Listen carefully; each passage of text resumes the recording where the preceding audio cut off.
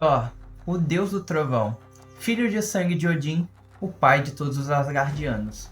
O nome carrega peso, não só pelo trovão que ele invoca ou pelo martelo encantado que carrega, mas pelo que ele representa.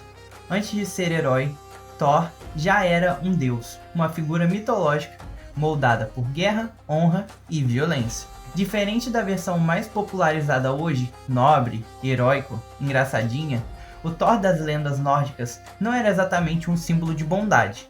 Ele era bruto, direto, muitas vezes cruel. Um deus feito para um mundo onde sobreviver já era uma vitória.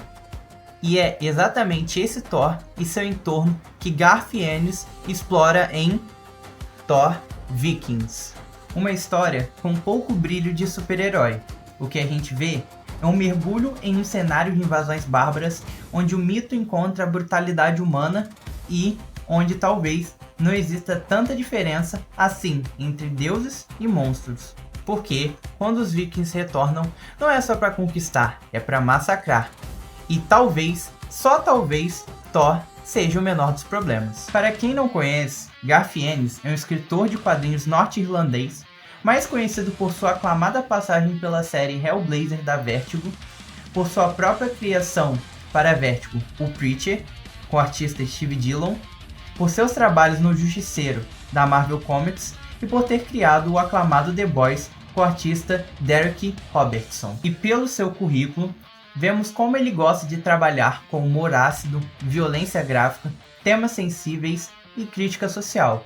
Porém, podemos perceber também um certo olhar humanizado, principalmente sobre personagens quebrados, frágeis e marginalizados. Enquanto escrevia o Justiceiro, a Marvel Comics criou uma linha editorial destinada ao público adulto, chamada de Max. Ela foi criada em 2001, após a Marvel ter saído do Comic Code Authority, que é um código que regulava e controlava o conteúdo que uma HQ poderia conter, e ter estabelecido o seu próprio sistema de classificação de revistas. Os títulos Max eram os únicos da Marvel que podiam apresentar conteúdo explícito. E quem melhor para escrever uma história com tom maduro e bem louca sobre o Thor do que Ennis? E assim surgiu Thor Vikings. A história começa na costa oeste da Noruega, no ano de 1003 d.C., na cidade de Laxstad. Vemos homens, mulheres, crianças sendo mortas e violentadas, a vila sendo saqueada pelo bando viking comandada por Harald Jekylsson, após os moradores deste local reclamarem ao rei sobre o comportamento grosseiro e os roubos dos vikings, uma demonstração de força e brutalidade de Jekylsson e sua tripulação. Jekylsson, ciente de que suas ações o marcariam como um renegado e um homem procurado, propõe a seus homens em um banquete pós-incursão que naveguem para o oeste, rumo ao lendário Novo Mundo, onde seus saques não seriam impedidos por leis. A tripulação concorda e se prepara para zarpar, mas, ao deixarem a baía, o sábio da cidade, sobrevivente do caos, chama Jekylsson de vários nomes e sabe dos seus planos. Enquanto o sábio se cortava e drenava o sangue para uma pedra rúnica, ele lançou uma maldição sobre Jekylsson e sua tripulação, condenando-os a navegar por 1000 anos sem destino. Depois de todo esse discurso, Harald atira uma flecha certeira no sábio, que morre momento depois do impacto. A maldição do sábio se cumpriu, e o navio de Jekylsson navegou incessantemente pelo oceano durante 1000 anos, até que um dia os vikings, com aparência cadavérica, avistaram terra.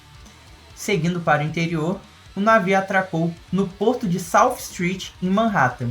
Os cidadãos, ao verem o navio de madeira e a tripulação vestida de forma peculiar, confundiram a cena com uma filmagem, até que os vikings começam a massacrá-los com uma brutalidade quase irracional. E é exatamente aqui que Garth Ennis acerta. Ele não está interessado em romantizar os vikings, ele pega essa imagem histórica dos bárbaros e leva até o extremo.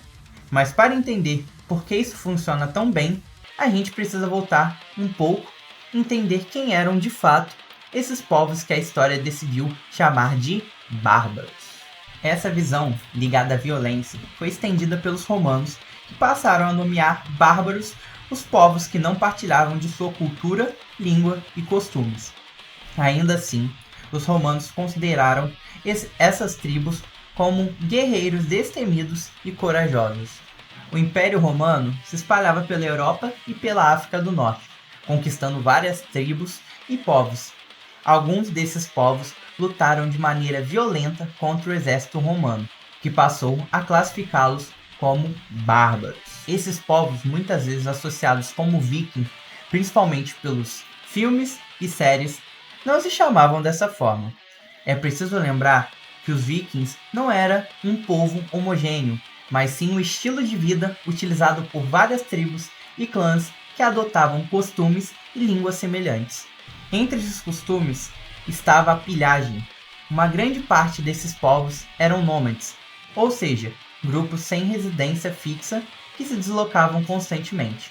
Devido a essa condição, eles viram como vantagem utilizar a violência, força e brutalidade para saquear e pilhar vilas e cidades que encontravam pelo caminho como forma de conseguir comida, riquezas e o status que causava insegurança e medo nas pessoas das redondezas de onde passavam, marcando com ferro e sangue na história o que conhecemos como vikings. Agora, voltando para o quadrinho, enquanto os vikings invadiam as ruas da cidade, policiais do Departamento de Polícia de Nova York os confrontaram, sem sucesso, resultando na morte de vários policiais.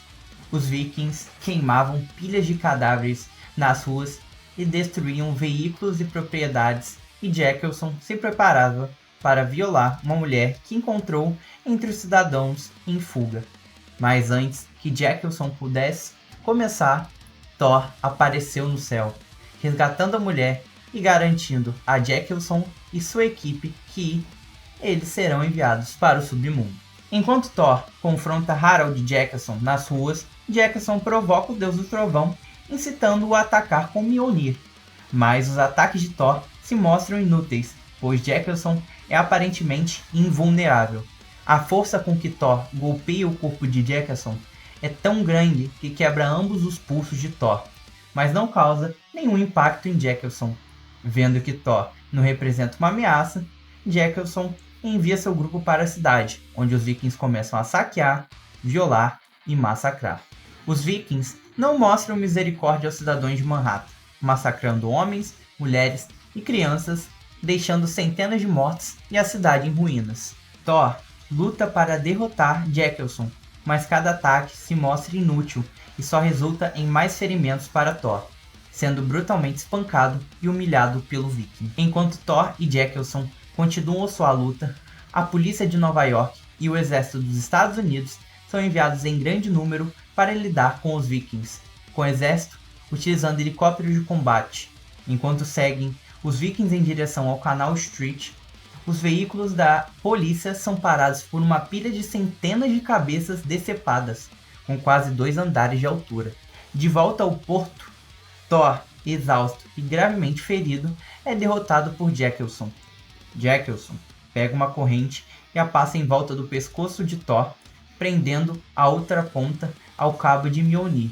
Em seguida, Jackelson arrasta Thor até o final do cais e o atira no fundo da baía. Enquanto o exército se aproxima, os vikings se reagrupam no porto com Jackelson e embarcam em seu navio.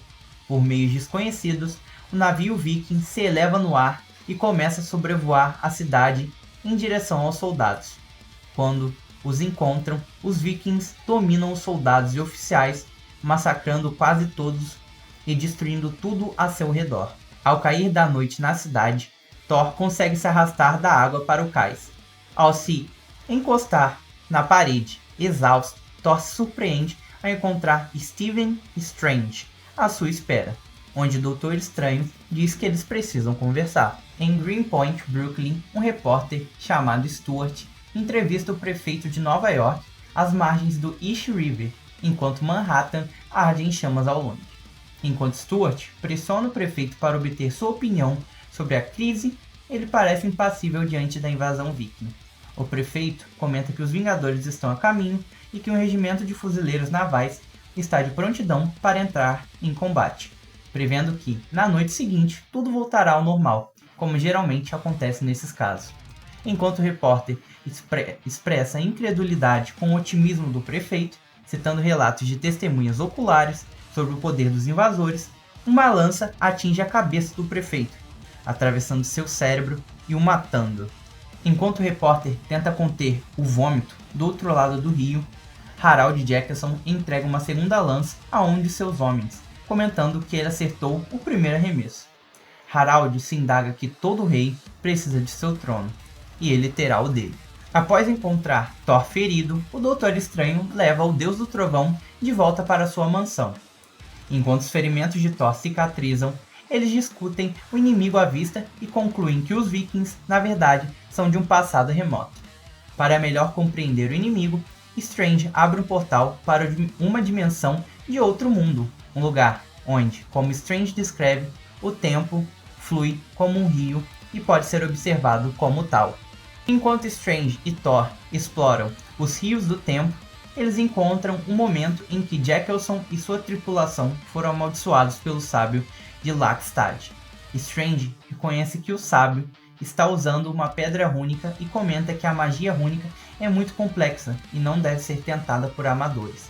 Strange informa Thor que as pedras rúnicas são alimentadas por sangue humano e o sangue é o que alimenta o feitiço. Ele aponta que quando o sábio foi morto por Jekylson, seu sangue continuou a fluir para a pedra rúnica, fazendo com que o feitiço fosse amplificado muitas vezes, o que resultou na capacidade dos Vikings de viverem por 1000 anos. Strange diz a Thor que a única maneira de derrotar a maldição é encontrar membros da linhagem do sábio. Enquanto buscam através do tempo, eles encontram 3 guerreiros promissores: Sigrid, uma viking; Magnus, dos dinamarqueses, um cavaleiro teutônico; e Eric, um piloto da força aérea do bigodinho alemão. Sigrid é uma mulher que tem o sonho de ser viking, mas sofre preconceito de sua tribo, mesmo sendo mais forte e mais alta que muitos homens da vila, por simplesmente ser uma mulher. Até mesmo seu pai é contra as suas ideias de glória no campo de batalha. Magnus, dos dinamarqueses, um cavaleiro teutônico. A Ordem dos Cavaleiros Teutônicos de Santa Maria de Jerusalém, conhecida apenas como Ordem Teutônica, foi uma ordem militar cruzada vinculada à Igreja Católica por votos religiosos pelo Papa Clemente III. Foi formada no ano de 1190 em São João de Acre, no Reino de Jerusalém, para auxiliar os germânicos feridos nas cruzadas. Ricamente versada na arte militar, os Cavaleiros Teutônicos eram a maior força bélica cristã da Europa medieval. Já o Eric é um piloto da Luftwaffe, a Força Aérea da Alemanha.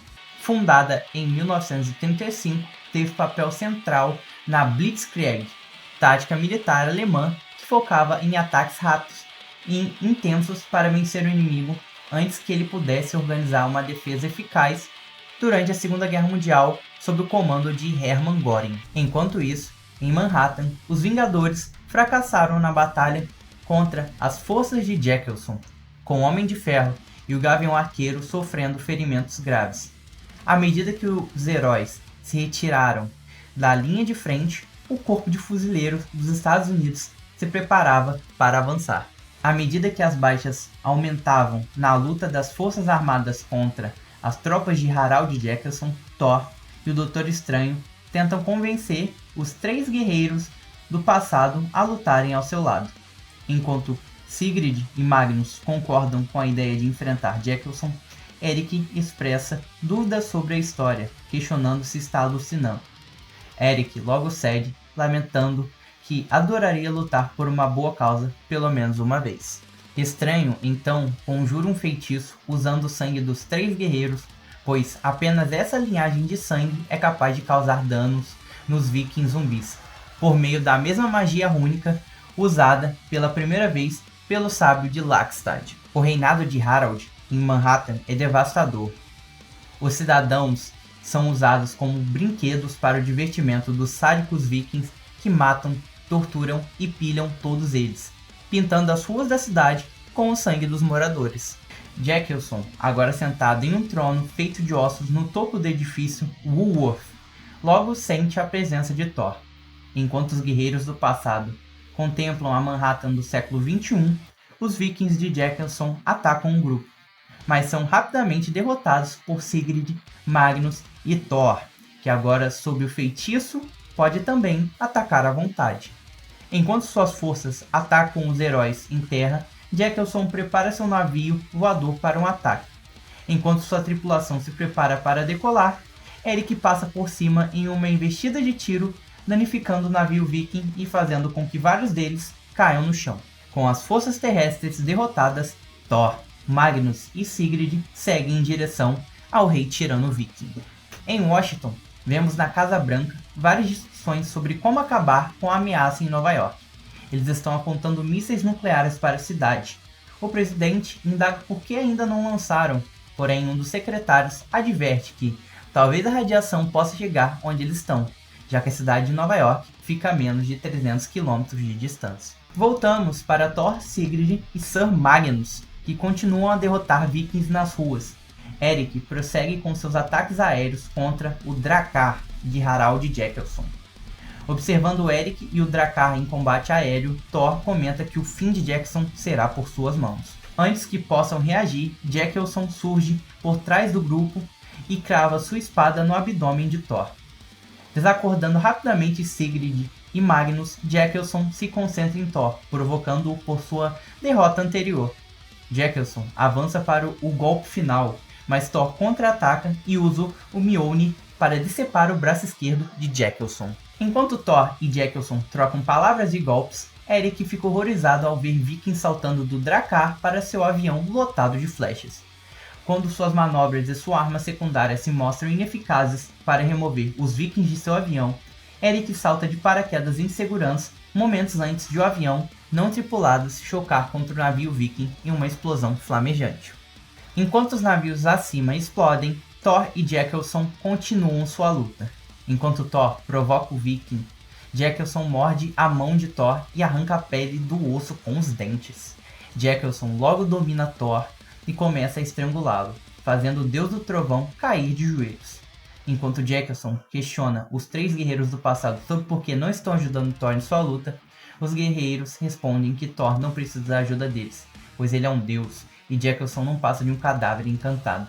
Distraído pelos insultos dos guerreiros, Thor se levanta e, usando toda sua força, desfere um soco tão poderoso em Jekylson que o corpo do viking é lançado ao espaço. Após cuidarem de seus ferimentos na mansão do Doutor Estranho, os guerreiros se preparam para retornar a seus respectivos tempos.